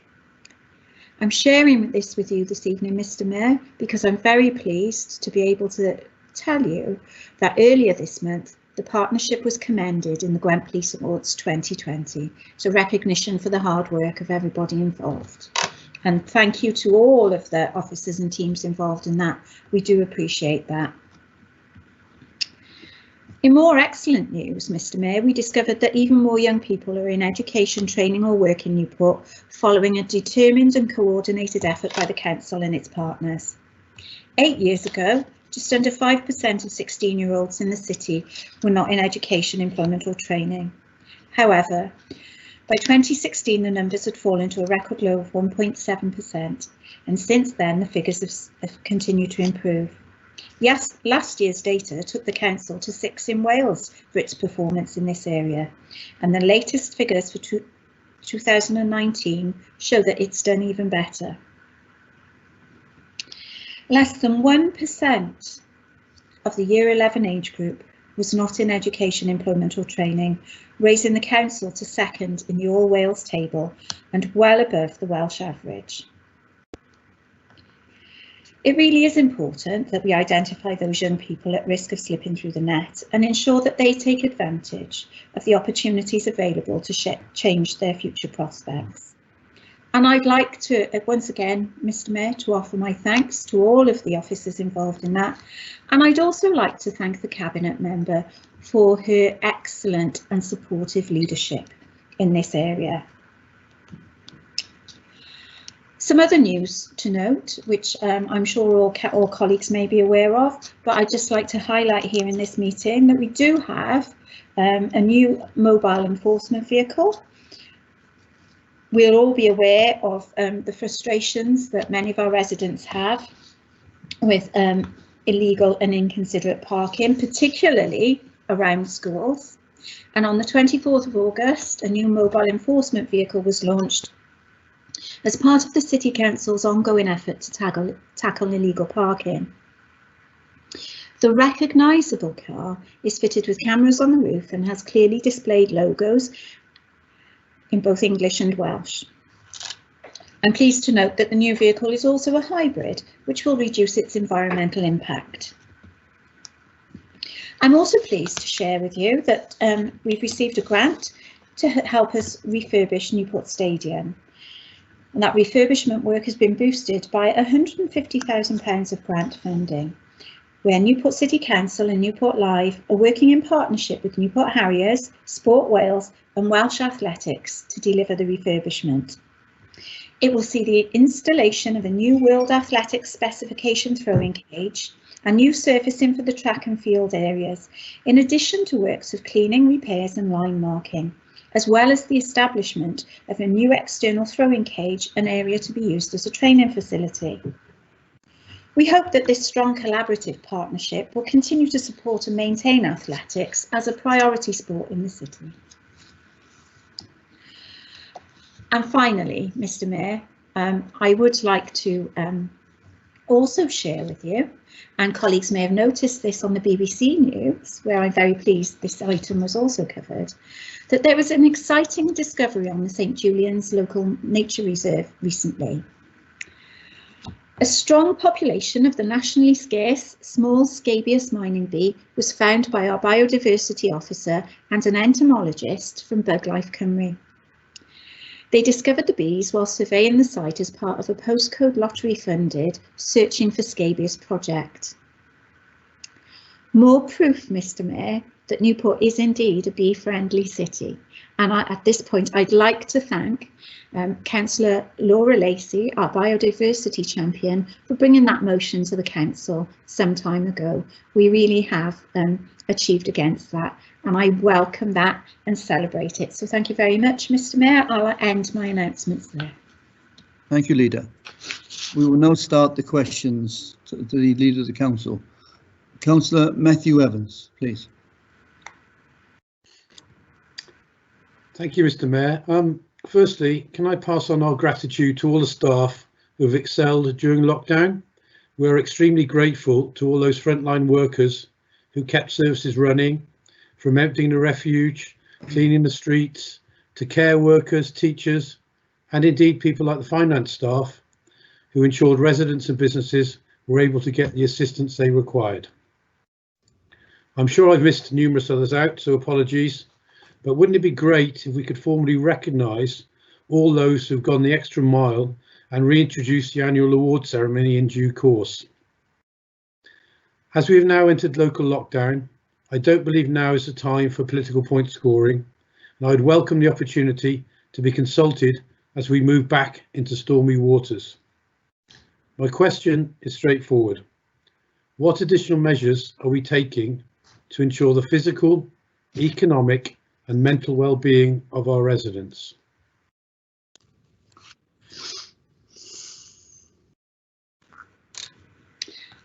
Thank you, Councillor Evans. Well, as colleagues will be aware, we are in a very serious situation here in Newport, and as we have moved back into a number of enhanced local restrictions in order to try and address the issues that were presented to us by COVID. I'm very pleased to be able to share with you, and I'm sure that members may be aware already, in terms of the measures taken to protect the health and safety of our residents. Our enforcement teams, led by Public Protection, have worked closely with businesses across the city in order to enable them to become as COVID safe as they can be and support them in implementing the safety requirements that they need to implement. We've had some really positive feedback on this, particularly from some of our licensed businesses. You may also be aware that this week a walk-in centre was opened at Rodney Parade. So previously the centre there, the test centre, had been a drive-in centre. Now residents from Newport who show symptoms are able to telephone and book for the walk-in there at Rodney Parade. This will help to increase the number of tests that are made throughout the city, and also provide that vital timely information to residents so that they know that they can either that they're free of the virus or that they need to isolate themselves because of that. So we're really pleased that we've been able to do that within the city. I was also pleased to note the measures announced yesterday by Ken's Gates in terms of support for businesses here in Wales, and those schemes will be opening up, and our business support team are already putting information together to go out to businesses to advise them how to apply for that. I was particularly pleased to see that they apply to the hospitality industry as well, so there is funding available to the hospitality industry, as we know that they'll be affected by that. So we are continuing, and it would be remiss of me not to highlight the excellent work done by the test and trace team here in Newport as well. Our schools are also responding. They've got very clear guidance in terms of what to do in these situations, and I'd really like to thank our head teachers who've been excellent leaders throughout the whole situation, and they've responded quickly and appropriately in the circumstances. So we are working very hard in terms of supporting our residents and supporting our businesses through this situation. And Councillor Evans, if you'd like to return to a weekly update while we go through this, I'd be happy to do that as well. Thank you very much to the Leader of the Council for that, and of course I welcome the work which is done under business support and the walk-in centres. The concern or issue we have is about making sure we don't take our eye off the ball when it comes to non-COVID related issues. I appreciate our influence is limited when it comes to delayed surgery or diagnosis, but we can do more to ease concerns over people's mental health. For instance, we have community centres in our wards, and for many older residents, their weekly trip to the bingo is a lifeline. Sadly and understandably, that can't continue at the moment. And it's not just the elderly and vulnerable. We've seen rises in substance abuse and suicides, and they're a serious concern to us all. So I appreciate we can't do everything to assist, but maybe one thing we could do is adopt a more compassionate and humane approach to ease the stresses and isolation of people living on their own during this local lockdown. I think it would be very welcome if we could find ways to ensure that they were actually supported. So I'm just interested to know your views on that, please.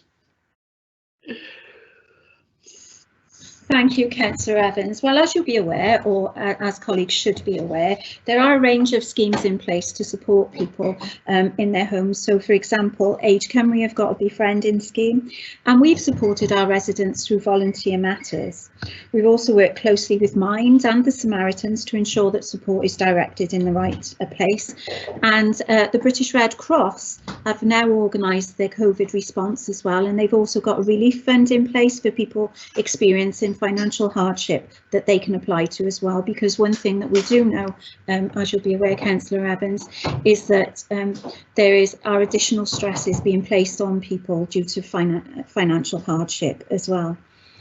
In terms of social isolation, I'm really pleased to note that the Welsh Government is considering what to do in terms of individual households, and the First Minister has announced that he will be considering whether people who live on their own can team up with another household where there is one person as well, so where people can perhaps engage with their friends in that way. So I'm really pleased the Welsh Government is looking at that and considering that, because Welsh Government has been a fantastic support while we've been going through this. I have to say, they're truly a listening government. They've listened to our views, they've worked with us, and they are keen to support everybody.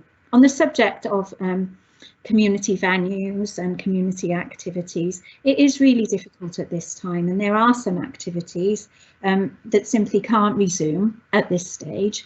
But what I would say is, if anybody's in any doubt about what can and can't be done, they can always check the Welsh Government regulations. There's an excellent frequently asked questions section on there that applies specifically to Newport, and we've also got guidance on our website as well.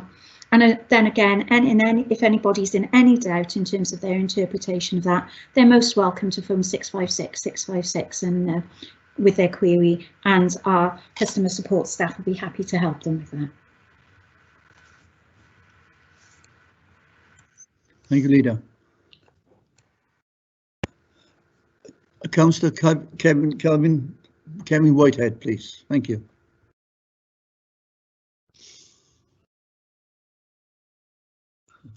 Thank you, Mr. Mayor. I thought you were going to say Councillor Calvin Klein there. That would have suited me. Actually, Councillor Evans has touched on some of what I wanted to say within my question. Firstly, I would like to say well done to our leader. I think she's handled a difficult initiation into her leadership, and I'm also very grateful for her personal touch in keeping me updated on all things regarding the COVID measures and council business, in fact. On top of that, I think we need to thank people like, the silent heroes, the guys that have done all the work in the hubs in the background across the city. I'm lucky enough to have volunteered along with them people, and I just think they have been fantastic on the very quiet. They don't seek praise, but I just feel it appropriate for them guys to have a bit of a trumpeting. Well done all. I suppose my question is around similar to what some of what Matthew has said, Leader, and that would be, I'd love, would you consider working with officers to create maybe like a portal on the Newport City Council web page to enable public access in one area for services around domestic violence, which I think we definitely would have seen a spike in around coronavirus, where people have been isolated for long periods of times. People would have been suffering domestic violence in the first instance. This would have exacerbated that, I believe. I think that debt would have been happening, absolutely. Loneliness is a biggie, having spoken to people and been on the doorsteps 10 feet away. Loneliness and isolation, and also mental health in particular. I don't mind saying that I've had moments myself of anxiety around being isolated. In fact, I did tell somebody I felt like Steve McQueen in Papillon. I spent that much time in my garden, but there was no cliff to jump off. So for me, just to reiterate, you know, all these services, one place, integrated into a small portal on the Newport City Council webpage. I think that would be very helpful, Leader. Thank you, Mr. Mayor. Thank you, Councillor Whitehead. Thank you, Councillor Whitehead, for your very kind and generous comments there. And you are absolutely right to thank our colleagues in the hubs. They've done an outstanding job, absolutely outstanding during this period. I think in response to your query there, Councillor Whitehead, I think I can do a little bit better than that. And what I will do is take the whole issue about a one-stop virtual shop back to the Public Service Board with all of our public service partners, because it's not just their support that people need, it is our other partners around that table, and come back to you with any proposals on what we can do about that. Thank you, Mr. Mayor. Thank you, Leader. As always, very positive response. Thank you very much. Thanks, Mr. Mayor. Thank you, Councillor Whitehead. Councillor Carmel Townsend. Hello? I am, yeah. Yeah. Oh, yeah, it's okay. Mr. Mayor, the time. Carmel? Yeah. Sorry, the time is up, sorry. For questions, the Leader. Can Gareth, sorry, Mr. Mayor, it's Beverly. Can Gareth please clarify, as in the chat, and has highlighted that it's the 15 minutes are up? Yes, that's correct, Mr. Yeah, I just said that. 15 minutes of question times from the first question, so the 15 minutes are up, unfortunately. Yeah, okay. So Councillor Townsend's question will have to be answered in writing. Yeah, okay, thank you.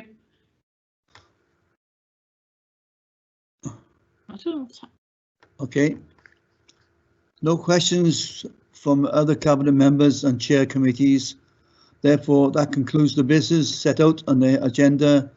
The date for the next council is Tuesday, the 24th of November. Thank you for all attending remotely, and I declare this meeting closed. Thank you very much all. Thank you, Mr. Mayor. Thank you, Mr. Mayor.